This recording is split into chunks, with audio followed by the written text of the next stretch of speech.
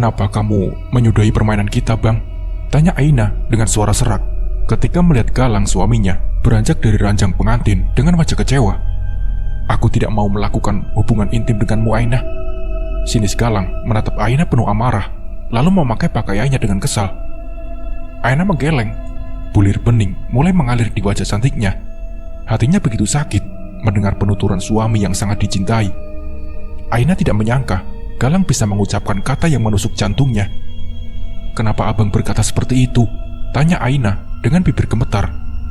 Rasa ketidakpercayaan bersemayam dalam hati ketika impian malam pertamanya dengan lelaki yang sudah menjadi mahramnya harus berakhir dengan kata menyakitkan. "Kemaluanmu bernanah, Aina. Jadi wajar kalau aku tidak ingin melakukan malam pertama denganmu." Galang menyukar rambutnya kasar, lalu duduk di sofa, memejamkan matanya sejenak. Kekecewaan tengah dirasakannya. Aina menutup tubuh polosnya dengan selimut, lalu beranjak dari ranjang. Ia mendekati Galang yang seolah sudah tidak peduli keberadaannya. Aina merasa dirinya tidak dianggap oleh suaminya. "Jangan bicara sembarangan, Bang. Sebelum kita melakukan ritual malam pertama, aku sudah membersihkan diri. Jadi tidak mungkin kemaluanku bernanah," sahut Aina dengan suara parau. Ia memegang lengan Galang. "Itu, kamu lihat sendiri saja," ketus Galang sembari menepis tangan Aina. Aina sangat syok mendengar ucapan suaminya. Dia pun berpikir mana mungkin kemaluannya bernanah. Dan tanpa pikir panjang, Aina duduk dan melihat sendirinya. Aina pun kaget apa yang dikatakan Galang itu benar. Ia pun menangis mengetahui kenyataan pahit ini. Bingung, sedih, seolah tidak percaya itu yang Aina rasakan. "Astagfirullahaladzim, mengapa ini semua harus terjadi kepadaku, ya Allah? Kenapa bisa kemaluanku bernanah?" ucap Aina. Tubuh Aina pun luruh ke lantai. Hatinya menjerit, rasa ketidakpercayaan atas penglihatannya sendiri. Ia bingung, kenapa kemaluannya bisa bernanah, padahal ia sangat menjaga kebersihan daerah kewanitaannya. Melihat perempuan yang sangat dicintainya menangis, membuat Galang merasa sedih sekaligus kecewa. Ingin sekali ia merengkuh perempuan yang telah sah menjadi istrinya itu. Akan tetapi, rasa amarah dan kecewa telah bersemayam dalam hatinya. "Bang Galang, mau kemana?" Aina bertanya saat melihat Galang mau keluar dari kamar.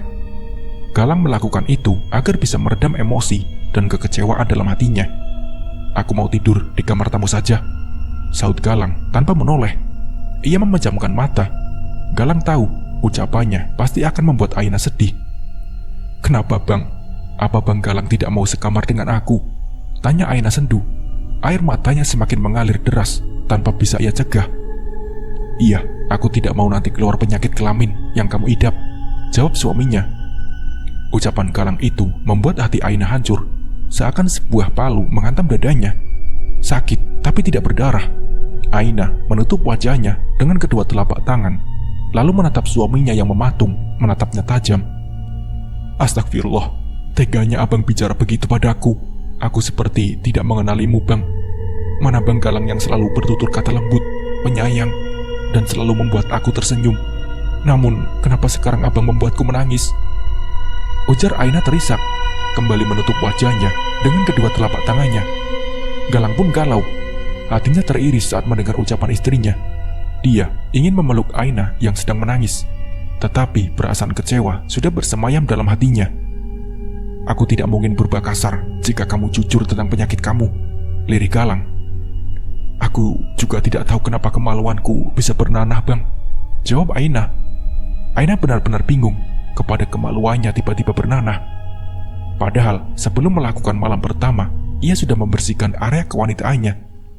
"Sudah berapa laki-laki yang tidur dengan kamu, Aina?" tanya Galang, seraya menatap Aina sinis. Aina terkejut dan tidak menyangka Galang akan melontarkan pertanyaan yang merendahkan harga dirinya. Ia menyeka air matanya dengan kasar. Rasa kekecewaan bersemayam dalam hatinya. "Teganya abang berkata sekeji itu kepada aku. Bang Galang tahu orang seperti apa aku. Jadi mana mungkin aku melakukan seperti tudinganmu, Bang," ucap Aina. "Aku tidak asal menudingmu, Aina. Tapi yang kubicarakan fakta. Aku tidak menyangka kamu begitu liar. Kukira kamu gadis lugu dan soleha," ucap Galang. "Cukup, Bang, cukup. Daripada kamu terus memfitnahku, lebih baik kita sekarang ke rumah sakit. agar semuanya menjadi jelas. Jawab Aina. Apa kamu tidak melihat jam? Ini sudah malam. Besok pagi baru kita ke rumah sakit. Aku capek, ngantuk. Sekarang kamu tidur. Ucap Galang mau membuka kenop pintu, tapi Aina memeluknya dari belakang. Aku mohon bang, tidurlah di kamar ini. Di luar, saudaramu masih pada kumpul. Aku tidak mau membuat orang di luar sana berpikir yang tidak-tidak tentang kita. Ini malam pertama kita bang. Aku tidak mau membuat papa dan mamamu bersedih. Terlebih mama. Aku tidak mau beliau shock dan penyakit jantungnya kambuh karena mengetahui masalah ini. Ujar Aina sambil menangis terisak. Baiklah, aku akan tidur di sini, tetapi bukan menuruti permintaan kamu, namun semata-mata karena tidak ingin membuat mamaku bersedih dan penyakit jantungnya kambuh. Ucap Galang. Aina pun tersenyum getir mendengar ucapan suaminya jika mau tidur satu kamar dengannya dengan alasan sang mama. Galang mengambil selimut dan membentangkan di lantai. Kamu tidur di bawah, ujar Galang seraya melempar bantal ke muka Aina. Aina mengeluarkan napas kasar. Hatinya pun kesal dengan perilaku kasar Galang. Ingin rasanya Aina berteriak, menumpahkan segala kekesalannya. Namun ia urungkan karena tidak mungkin semua orang tahu jika rumah tangganya sedang bermasalah. Aina berprinsip apapun yang terjadi dalam masalah rumah tangganya, jangan sampai orang lain tahu. Aina melirik sofa. Ia berharap Galang mengizinkan untuk tidur di sofa, bukan di lantai. Akan tetapi, Galang seolah tahu dan langsung melarang Aina. Kamu jangan tidur di sofaku, tidurlah di lantai, ucap Galang, lalu membaringkan tubuhnya di kasur. Ia menutupi seluruh tubuhnya dengan selimut. Aina pun bergeming. Ia membaringkan tubuhnya di lantai. Aina pun meringkuk dan tak lama terdengar isak tangisnya. Hatinya begitu sakit. Malam pertama yang diimpikannya berjalan penuh romantis dan kehangatan justru berbanding sebaliknya. Galang yang mendengar tangisan Aina membuat hatinya sedih. Seketika air mata Galang mengalir membasahi pipinya. Mereka berdua menangis, tetapi di balik pintu seseorang tersenyum. Rasakan pembalasanku. Ini akibatnya. Sudah membuat hatiku sakit. Gagal malam pertama kau, batinnya seraya menyeringai. Galang terbangun saat mendengar isakan tangis. Matanya nanar saat melihat istrinya tengah bermunajat kepada Sang Pencipta seraya menangis terseduh-seduh. Galang merasa terenyuh hatinya ketika mendengar untayan doa Aina. Ya Allah, ya Rob, aku memohon kepadamu, berilah aku keikhlasan dan kekuatan dalam menghadapi setiap ujianmu.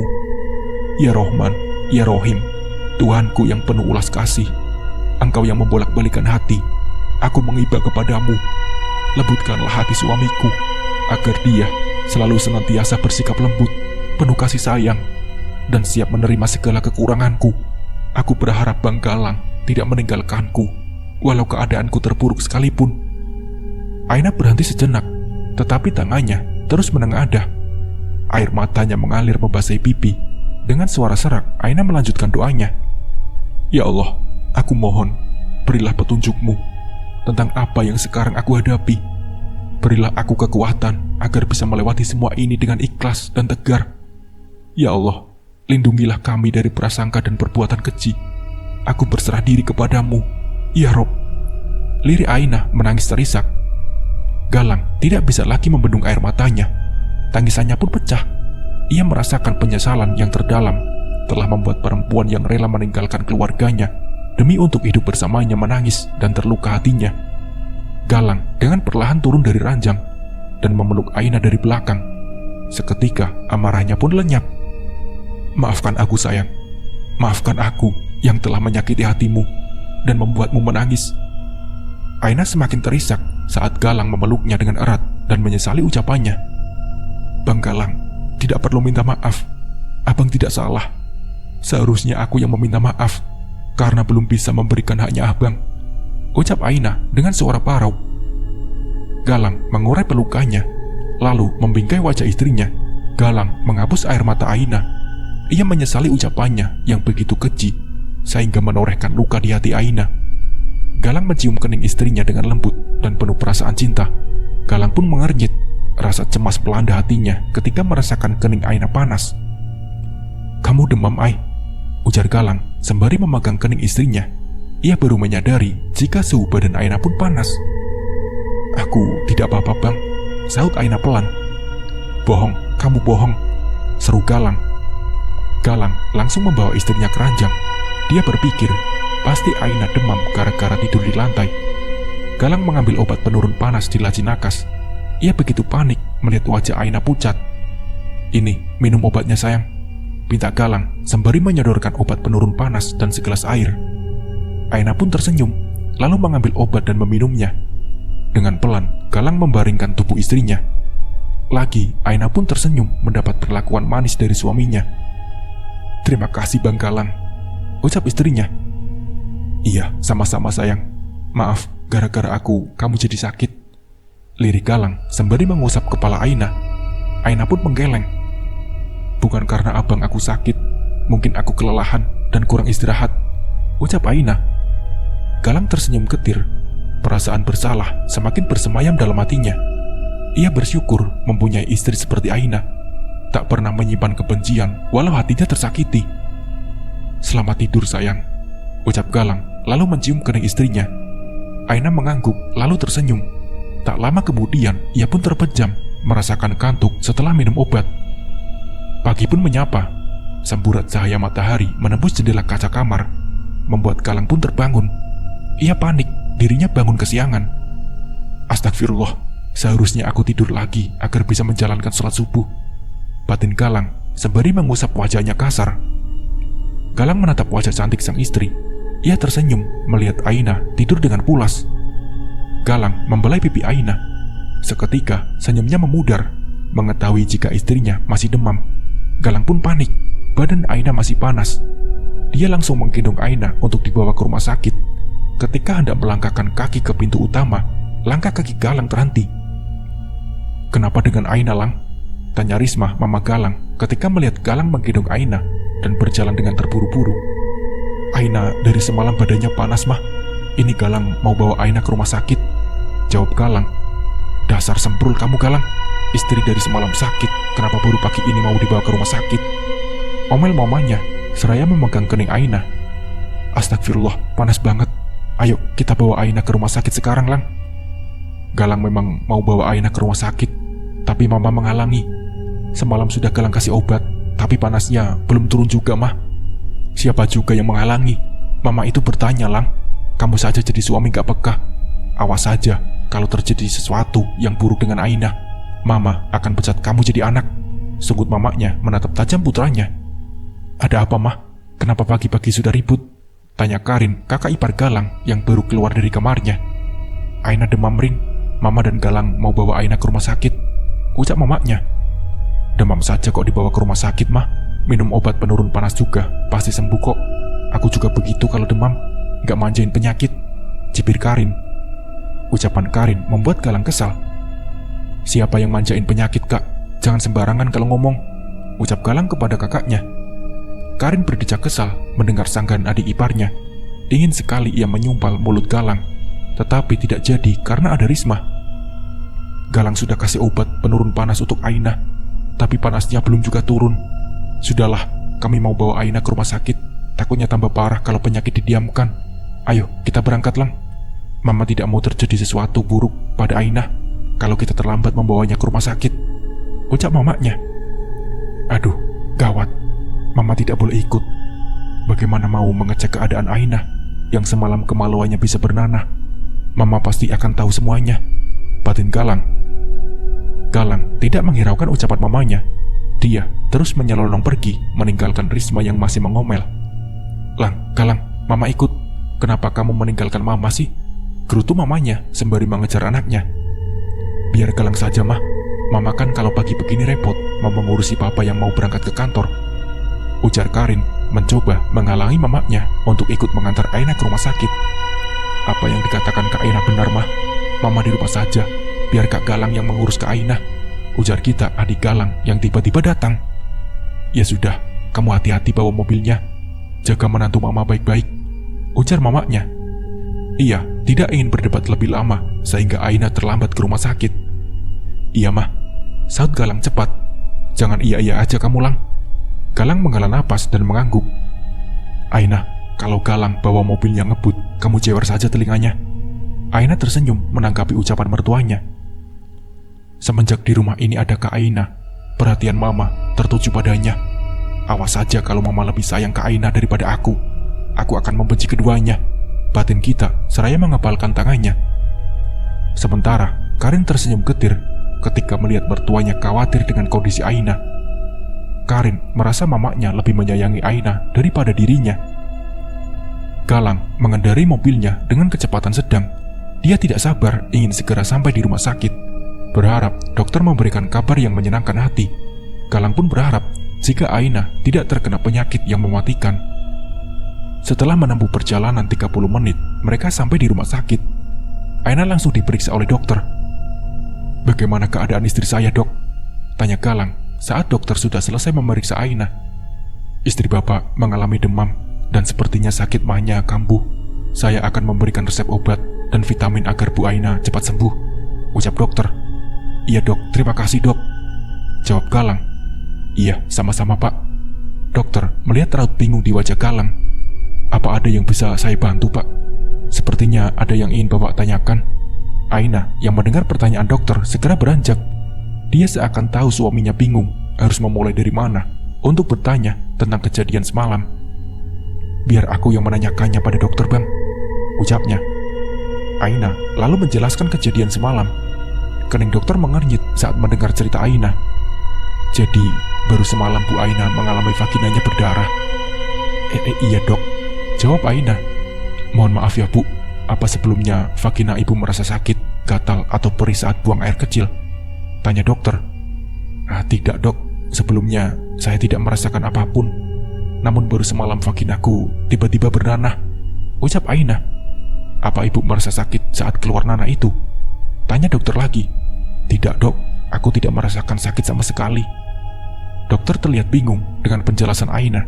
Ia mulai berpikir tentang penyakit yang dialami pasiennya. "Apa istri saya mengalami penyakit kelamin dok?" tanya Galang. "Saya tidak bisa menyimpulkan penyakit Bu Aina sebelum dilakukan pemeriksaan secara intensif. Namun ada beberapa kasus pasien saya yang mengalami hal yang sama dengan Bu Aina. Penyakit ini baru tahap awal, istilahnya gejalanya. Tapi semakin didiamkan akan bertambah parah dan menyebabkan kematian," jelas dokter. Memangnya penyakit apa itu dok?" tanya Aina cemas. Melihat dari gejalanya, demam dan bernanah, kemungkinan penyakit kelamin yang sudah terinfeksi virus. "Penyakit ini bisa bahaya Bu jika tidak segera diobati. Saya khawatir bisa memicu HIV," ucap dokter. Aina dan Galang syok saat mendengar penuturan dokter. Aina menggeleng seraya menangis. Dia tidak percaya jika dirinya terkena penyakit tersebut. Aina terus meyakini dirinya kalau mana mungkin penyakit yang mematikan itu bersemayam dalam tubuhnya. Sementara Galang terdiam membisu, pikirannya kacau. Dia takut apa yang dipikirkannya terjadi kalau Aina tidur dengan laki-laki lain, sehingga istrinya itu mengidap penyakit kelamin dan kemungkinan akan bisa menjadi HIV. Tidak, aku tidak boleh berpikiran seperti itu. Aku harus percaya jika Ainaku perempuan baik-baik," batin Galang. "Dokter, jangan sembarangan memvonis istri saya sebelum ada pemeriksaan secara intensif," ucap Galang. "Maaf Pak, saya hanya memperkirakan berdasarkan apa yang dialami Bu Aina," jawab dokter. "Perkiraan Bu Dokter pasti salah. Istri saya tidak mungkin mengidap penyakit itu. Saya minta Aina diperiksa secara intensif agar semuanya jelas Bu," ucap Galang. "Iya Pak, baik," jawab dokter. Aina melakukan pemeriksaan sampel darah untuk memastikan apakah dia terkena HIV atau tidak. Setelah menunggu 1 jam, hasilnya keluar dan Aina dinyatakan negatif HIV. Dokter bingung dan kehabisan kata tentang yang dialami Aina. Aina dan Galang keluar dari ruangan dokter dengan perasaan lega sekaligus bingung. Galang lalu mengajak Aina pulang agar cepat beristirahat. "Apa kata dokter Lang? Aina sakit apa?" tanya mamanya saat melihat Galang dan Aina baru turun dari mobil. "Aina demam Bu dan penyakit mahnya kambuh," jawab Galang. "Bawa Aina ke kamar, nanti mama ambilkan makan agar Aina langsung minum obat," suruh mamanya. Galang menuntun istrinya ke kamar, lalu membantu Aina berbaring di ranjang. Dengan lembut, Galang membelai kepala istrinya yang dibalut hijab. "Maafkan perkataanku semalam ya Aina, aku sudah menuduhmu yang tidak-tidak." Galang menyesali ucapannya yang telah menggoreskan luka di hati Aina. Gak apa-apa bang, aku mengerti perasaan abang. Seharusnya aku yang minta maaf, sudah membuat Bang Galang kecewa. Maafkan aku yang belum bisa memberi hakmu bang, ucap Ainah. Ini bukan salahmu sayang. Entah kenapa hati kecilku bilang kalau ada yang tidak beres denganmu. Apa maksud abang bilang begitu? Tanya Ainah. Aku juga tidak mengerti Ainah. Mau bilang sesuatu rasanya susah. Perasaanku tidak enak, lirik Galang. Jangan terlalu dipikirkan bang. Semoga kemaluanku bernanah cuma semalam saja, ucap Ainah. Iya sayang, cepat sembuh ya Ainah, biar kita bisa melanjutkan malam pertama yang sempat tertunda. Makasih sayang. Aku tahu agar kamu cepat sembuh Ainah. Apa bang? Galang mencium kening Ainah. Itu caranya. Tapi kok masih panas? Berarti ada yang kurang sayang, ujar Galang sambil memegang kening Ainah. Galang lalu mencium bibir Ainah. Pasti kamu sembuh, gak panas lagi karena sudah aku cium, ucap Galang. Bang Galang modus, bilang saja mau cium aku, pakai ngelas segala kayak bajai. Galang pun tersenyum, lalu memeluk istrinya erat. Mama masak apa? Baunya harum sekali. Karin jadi lapar, ujar Karin saat melihat mama mertuanya sibuk di dapur. Mama masak bubur ayam buat Ainah. Kamu kalau lapar, makan masakan Bi Siti saja. Itu sudah siap di meja makan, ujar mertuanya. Iya mah, jawab Karin. Karin beranjak dari dapur. Rasa lapar seketika menghilang karena kecewa dengan ucapan mertuanya. Dia menjatuhkan tubuhnya di sofa ruang tengah. Kenapa mama selalu bersikap manis dengan Ainah, memberikan perhatian lebih padanya? Ainah juga manja, sakit begitu saja minta perhatian seisi rumah, menyebalkan. Aku sakit tidak pernah membuat orang sibuk mengurus diri sendiri, batin Karina kesal. Mama, panggil Karin saat melihat Risma mau menuju kamar Ainah. Ada apa Rin? Tanya Risma membalikkan badannya menatap Karin. Biar Karin saja yang mengantar makanan untuk Ainah, ujar Karin penuh harap. Ya sudah, ini kamu antar. Setelah itu kita makan sama-sama, ajak sekalian kita ya Rin, ujar mertuanya. Iya mah. Karin tersenyum saat Risma memberikan bubur ayam itu padanya. Kita keluar dari kamarnya hendak menuju dapur, tetapi langkah kakinya terhenti saat melihat kakak iparnya berdiri di depan pintu kamar Galang dan Ainah. Alisnya bertaut ketika melihat Karin meniup sesuatu yang dipegangnya. Apa yang Kak Karin lakukan? Kenapa bubur itu kakak tiup? Bubur untuk siapa itu kak? Tanya kita saat mengetahui jika semangkuk bubur yang ditiupkan Karin. Karin terkejut, tiba-tiba adik iparnya itu sudah ada di sampingnya. Kamu kan sudah lihat apa yang aku lakukan, kenapa masih bertanya? Aku lagi meniup bubur yang panas ini untuk Ainah. Aku melakukan itu agar Ainah bisa langsung memakannya dan terus minum obat, jawabnya. Kening kita mengernyit, merasa heran dengan jawaban kakak iparnya. Kelihatannya bubur itu tidak panas karena tidak mengeluarkan uap panas. Berisik kamu kita, kamu pikir lagi masak air, keluar uap panas segala, sungut Karin sambil meninggalkan kita yang mematung. Kenapa aku merasa ada yang aneh dengan tingkah Kak Karin? Walaupun dia bilang bubur itu masih panas, tapi bisa saja Kak Ainah meniupnya sendiri atau Kak Galang yang melakukannya. Aku harus menyelidikinya. Aku yakin ada sesuatu yang disembunyikan Kak Karin, batin kita. Galang dan Ainah mencoba lagi malam pertama mereka yang sempat tertunda. Sebelum melakukan itu, mereka menghafalkan doa agar tidak terjadi sesuatu yang buruk lagi. Namun, seperti malam sebelumnya, lagi-lagi vagina Ainah mengeluarkan nanah. Galang menyugar rambutnya dengan kasar, sementara Ainah menangis pilu. Dia benar-benar merasa aneh dengan kemaluannya bernanah, tapi tidak merasa sakit. Melihat istrinya menangis, Galang membawa Ainah dalam dekapannya. Menangislah sepuasnya, jika itu bisa membuat hatimu lega sayang, ujar Galang seraya mengusap punggung Ainah. Tangis Ainah semakin kencang, tapi terdengar pilu hingga seakan menyayat hati Galang. Galang berusaha tegar, dia tidak ingin menunjukkan kalau dirinya juga lemah. Galang berpikir semua ini harus diselidiki. Hatinya terus mengatakan jika ada sesuatu yang buruk dengan istrinya. Maafkan aku bang, maafkan aku yang tidak becus menjadi istrimu, ujar Ainah terisak.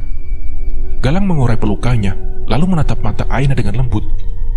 Dihapus air mata istrinya dengan penuh kasih sayang. Galang membingkai wajah Ainah, lalu mencium keningnya. Kamu tidak salah sayang, aku menerima segala kelebihan dan kekurangan kamu. Kamu istriku yang terbaik. Aku mencintaimu dengan tulus, tanpa memandang kekuranganmu. Saut Galang tersenyum. Ucapan Galang membuat Aina tersenyum. Galang pun lega, istrinya sudah kembali tersenyum. Dia membawa Aina dalam dekapannya. Apa kamu masih mau menangis, Aina? Tanya Galang setelah mengoret pelukannya. Aina menggeleng. Jika masih mau menangis, menangislah dalam pelukanku, ucap Galang sambil merentangkan tangan. Aina langsung memeluk Galang dan air matanya kembali tumpah.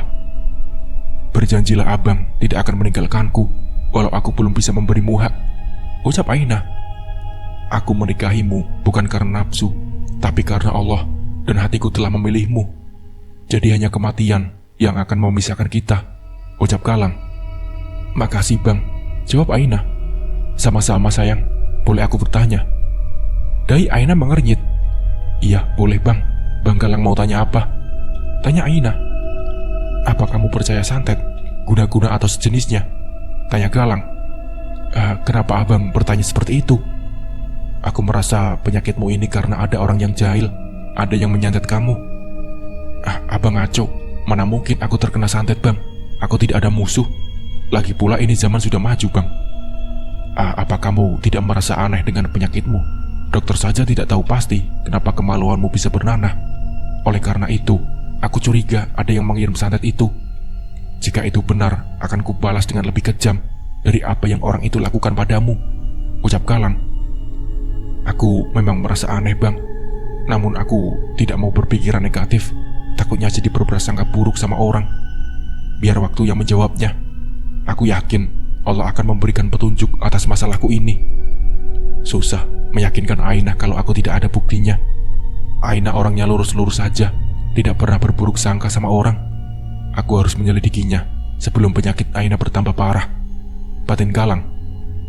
Bang Galang mau kemana? Tanya Aina saat Galang mau keluar dari kamar. Aku mau ngambil air minum, kamu tidurlah. Aina mengangguk.